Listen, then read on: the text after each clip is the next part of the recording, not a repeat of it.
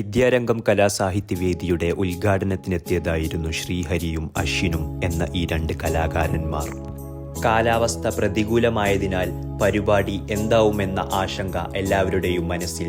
എന്നാൽ വിട്ടുകൊടുക്കാൻ അദ്ദേഹവും തയ്യാറായിരുന്നില്ല.